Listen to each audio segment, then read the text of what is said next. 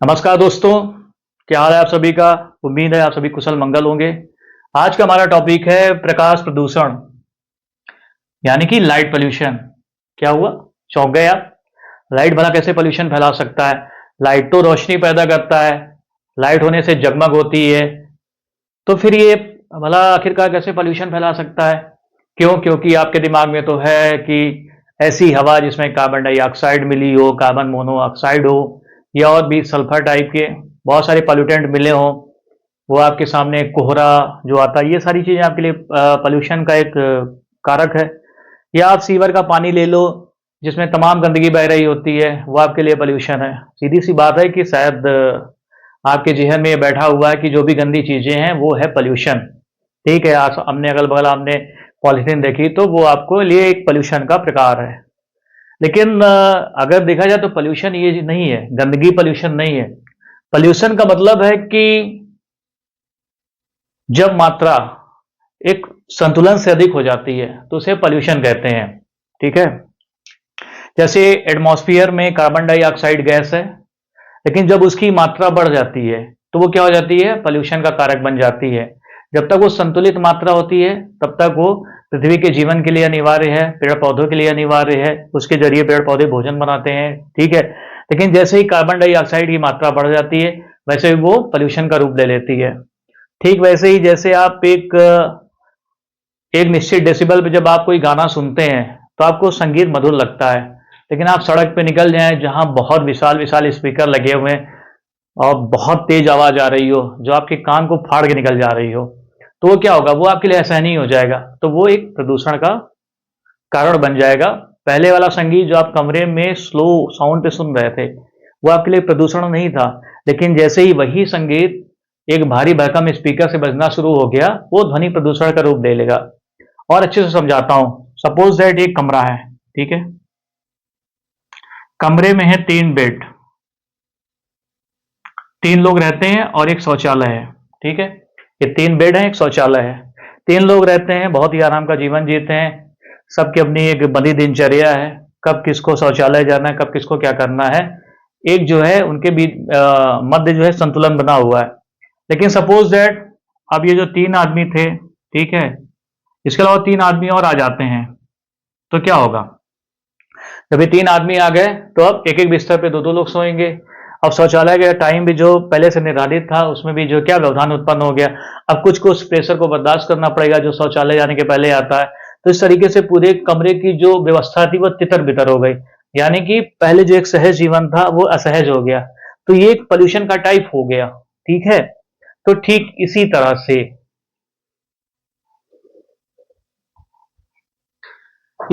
से जब तक लाइट हमारे लिए उपयोगी है, ठीक है, सपोज दैट ये बल्ब है, ठीक है, प्रकाश दे रहा है, जब तक इसकी उपयोगिता हमारे लिए है, सिर्फ हमारे यूज के प्रयोग के काम में आ रहा है, तब तक तो ठीक है, प्रकाश अच्छी बात है।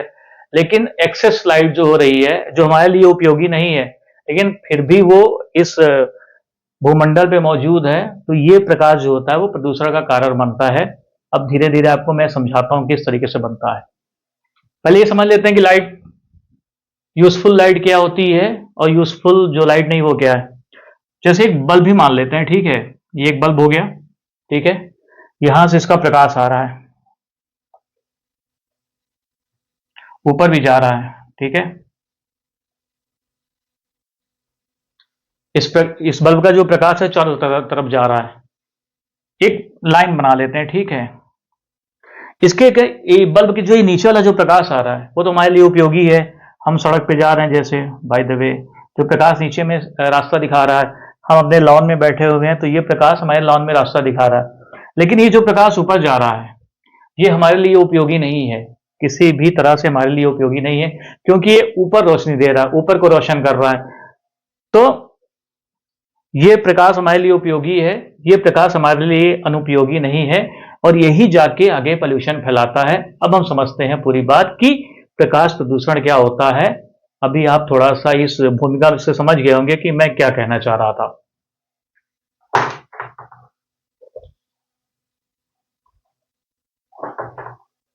चाय पी लेते हैं। तो मतलब कि जो अनावश्यक प्रकाश है जो इस धरती पे मौजूद है वो क्या होगा, प्रकाश प्रदूषण का कारण होगा। तो इस तरीके से देखा जाए तो प्रकाश प्रदूषण के 4 प्रकार होते हैं।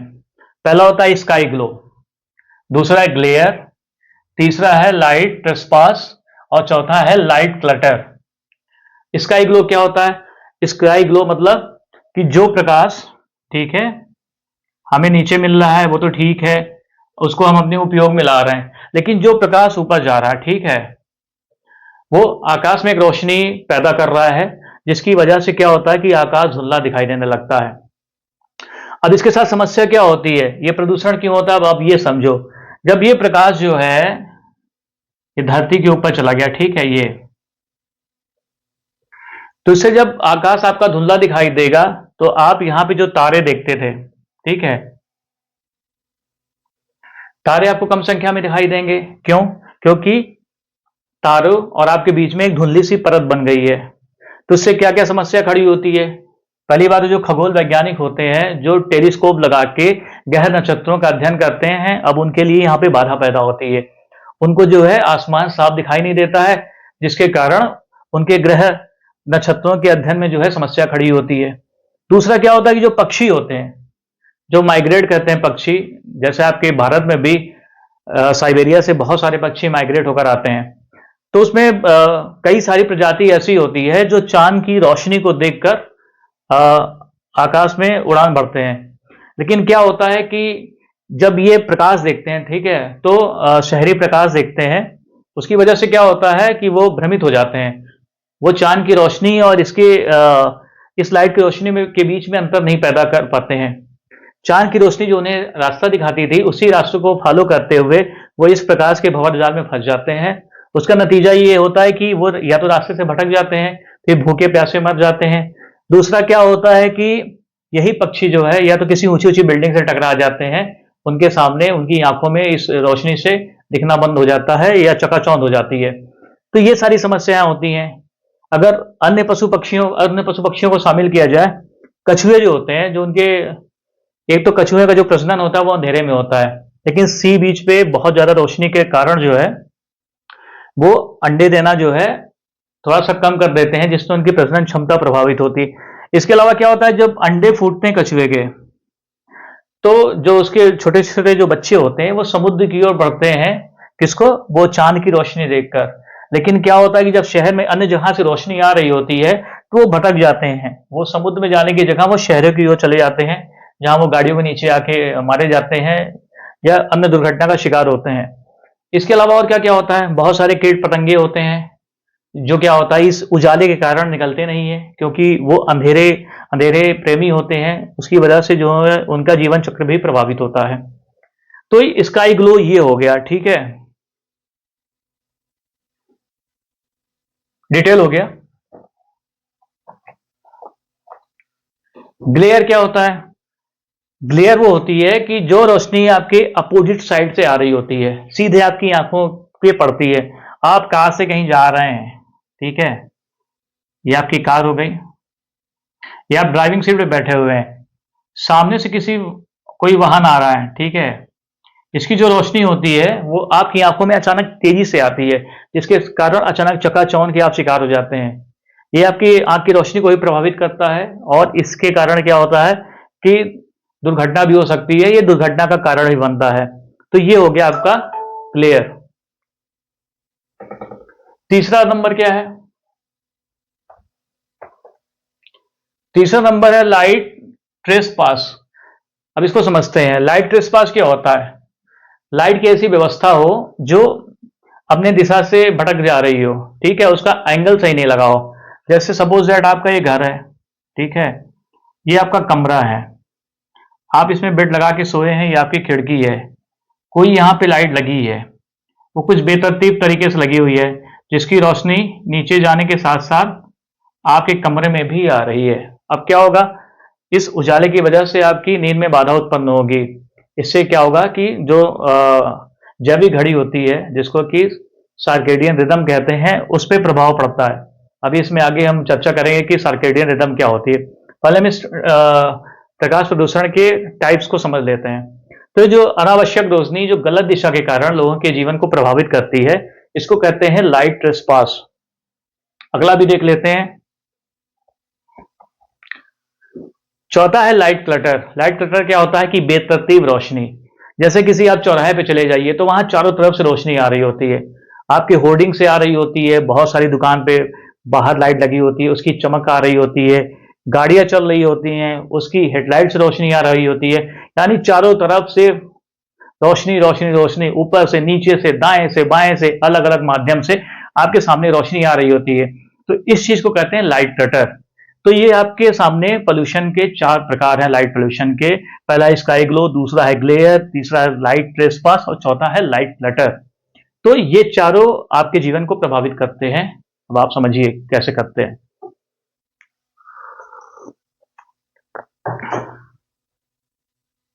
स्काई ग्लो में मैंने बहुत सारे आपको प्रभाव पहले बता दिए थे। अब क्या होता है कि ठीक है, तो लाइट से एक तो आपकी आंखों पे प्रभाव पड़ता है, रोशनी जैसे ग्लेयर हो गया या लाइट क्लटर हो गया, इसकी चकाचौंध से आपके आंखों की रोशनी पे प्रभाव पड़ता है। जीव जंतुओं की दिनचर्या पे प्रभाव पड़ता है। लेकिन सबसे बड़ा प्रभाव क्या, आपके अगर स्वास्थ्य की बात की जाए तो आपके स्वास्थ्य पे भी ये प्रकाश प्रदूषण आप प्रभाव डालता है। जैसे कि हम जब लाइट ट्रेसपास की बात कर रहे थे, आप अपने कमरे में सो रहे हैं, ठीक है, सोने के लिए गए हैं, लेकिन आपके खिड़की से बाहर से रोशनी आ रही, रोशनी की वजह से क्या हो रहा है कि आपको नींद लेने में समस्या आ रही है। उसका कारण ये है कि आपके बॉडी में पाई जाती है सर्केडियन रिदम, जिसको कहते हैं जैविक घड़ी। और ये जैविक घड़ी ये तय करती है कि आपको कब सोना है, आपको कब जागना है, आपको कब खाना खाना है, आपको कब पानी पीना है। ये दिमाग से आपके पास कॉल आती है जिसके अनुसार ये घड़ी चलती है। और ये सारी जो प्रक्रिया होती है वो मेलाटोनिन नामक हार्मोन से संचालित होती है, मेलाटोनिन। और ये मेलाटोनिन जो होता है वो अंधेरे से ज्यादा एक्टिव होता है और ये कारण होता है आपको नींद लाने के लिए। लेकिन जब प्रकाश होता है तो दिमाग को ये संकेत जाता है कि अभी अंधेरा नहीं हुआ है, जिसकी वजह से मेलाटोनिन का श्रावण उस तरीके से नहीं हो पाता है जिस तरीके से आपके नींद के लिए आवश्यक हो। इसके कारण क्या होता है कि आप बिस्तर पे करवट बदलते रहते हैं और नींद आपको बहुत देर बाद आती है। इसका प्रभाव फिर मानव स्वास्थ्य पे बहुत बुरी तरीके से पड़ता है। आपकी नींद नहीं पूरी होती है, नींद पूरी ना होने की वजह से बहुत सारी शारीरिक समस्याएं आपके सामने खड़ी हो जाती हैं। पशु पक्षियों पे भी इसका प्रभाव पड़ता है, जैसे मैंने बताया कि प्रजनन क्षमता पे प्रभाव पड़ता है। बहुत सारे जीव जंतु होते हैं जो अंधेरे में जो है प्रजनन प्रक्रिया को संपन्न करते हैं, लेकिन प्रकाश प्रदूषण के कारण उनकी प्रजनन क्षमता जो है क्या हो जाती है, प्रभावित हो जाती है। या बहुत सारे पक्षी के अंडा देने की प्रवृत्ति जल्दी हो जाती है, जिससे प्री मेच्योर बच्चे पैदा होते हैं और उसका परिणाम ये होता है कि जब अंडे से बाहर आते हैं तो उनकी मृत्यु हो जाती है। कछुए के बारे में मैंने आपको बता दिया था। तो इस तरीके से आप देख लीजिए कि प्रकाश प्रदूषण किस तरीके से पृथ्वी पे जनजीवन को प्रभावित कर रहा है और इस प्रकाश प्रदूषण की मात्रा धीरे धीरे बढ़ती जा रही है। समस्या होती है तो उसका निदान भी होता है। तो चलो हम समझते हैं कि इसके लिए क्या क्या निदान हो सकता है। ठीक है, पहली बात तो जो लाइट है उसको इस जो ये लाइट होती है, ठीक है, इसकी ऐसी व्यवस्था की जाए कि ये जो प्रकाश है वो नीचे की ओर आए, क्योंकि इसी प्रकाश की तो हमको आवश्यकता है। इसको ऊपर जाने से रोका जाए, इसके लिए क्या किया जाए, कुछ इस तरीके से कवर लगाया जाए लाइट में कि ये नीचे ही है, ऊपर की ओर ना जाए, जिसकी वजह से जो आकाश में एक धुंधलापन रहता है उस पर आपको निजात मिले। दूसरा ये है कि जो घर में आप सजावटी लाइटें बहुत सारी लगा के रखते हैं, बहुत सारे लोग होते हैं उनको बड़ा शौक होता है कि 50 बल्ब लगा देते हैं अपने घर के बाहर, तो उस प्रवृत्ति को आप जो है नियंत्रित करना पड़ेगा। ठीक है, कम बल्ब का प्रयोग करें ताकि कम रोशनी पैदा हो। बहुत सारे जहां टाइमर वाले बल्ब लगाए जा सकते हैं, ठीक है, टाइमर बल्ब जो एक निश्चित समय बाद अपने आप ही बंद हो जाए, ठीक है, सेंसर आधारित हो ये। इसके अलावा बहुत सारे जो आयोजन रात में किए जाते हैं, जैसे आईपीएल का T20 हो गया, ऐसे आयोजनों पे भी कुछ नियंत्रण किया जाए। या बहुत सारे जो खुले में आयोजन होते हैं उनको इंडोर में किया जाए ताकि जो है प्रकाश उस तरीके से बाहर ना फैले जो प्रदूषण का कारण बने। तो ये था आपके लिए लाइट पोल्यूशन। आज ये मेरी पहली कक्षा है जहां मैंने आपको लाइट पोल्यूशन के बारे में बताया। कॉन्सेप्ट हो सकता है आपको समझाने में मैं थोड़ा सा परफेक्ट नहीं रहा हूं, लेकिन अभी कोशिश है, शुरुआत हो रही है, धीरे धीरे मैं पढ़ाने का बहुत बेहतर तरीका सीख जाऊंगा। फिलहाल अगर आप मेरा वीडियो देख रहे हैं और अच्छा लग रहा है तो आप इसको लाइक और सब्सक्राइब कर लीजिए, ताकि मैं आपको आगे भी इसी तरीके से मिलता रहूं। आपका सहयोग, आपका प्रेम, आपका मोटिवेशन मुझे आगे बढ़ने के लिए हमेशा प्रेरित करता रहेगा। धन्यवाद।